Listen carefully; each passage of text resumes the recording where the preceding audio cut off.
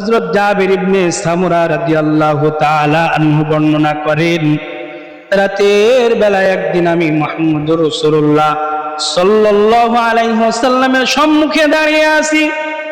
আমি একবার পূর্ণিমার চাঁদের দিকে তাকাই, একবার মুহাম্মদুর রাসূলুল্লাহ সাল্লাল্লাহু আলাইহি ওয়াসাল্লামের চেহারা দিকে তাকাই, একবার চাঁদের দিকে তাকাই, একবার নবী সাল্লাল্লাহু আলাইহি ওয়াসাল্লামের চেহারার দিকে তাকাই।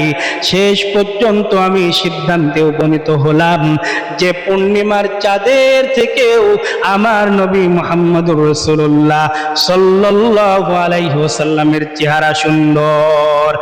আকাশ হতে চাঁদ নেমেছে মায়ামিনার কুলে, আধার রাতে উঠলো যেন চাঁদের চিরাগ জ্বলে।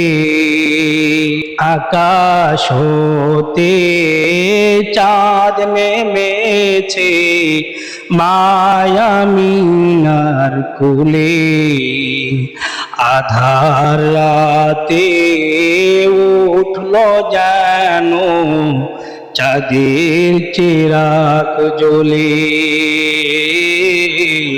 চাঁদের চিরাগ জ্বলে। গুলশানে আজ বুলবুলিরা গাইছে শিরিন কালাম,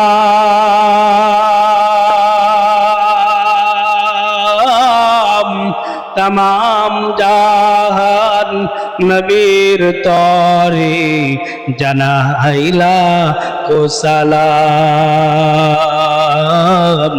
জানাইলা কো সালাম।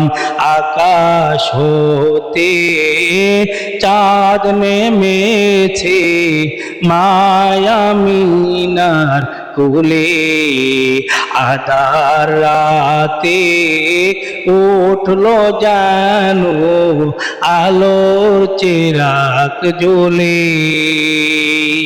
নবীজির চেহারা এত সুন্দর, সাহাবায়ে কেরামরা নবীজির চেহারার দিকে তাকিয়ে থাকতেন। সাহাবায়ে কেরামের যখন খোদার যন্ত্রণায় ছটফট করতেন, সাহাবায়ে কেরাম নবীজির চেহারার দিকে অবলোক দৃষ্টিতে তাকিয়ে থাকতেন। সাহাবায়ে কেরাম নবীজির চেহারা দেখে খোদার যন্ত্রণা ভুলে যেতেন। নবীজির চেহারার মধ্যে আল্লাহ তাআলা এমন নূর দিয়েছিলেন।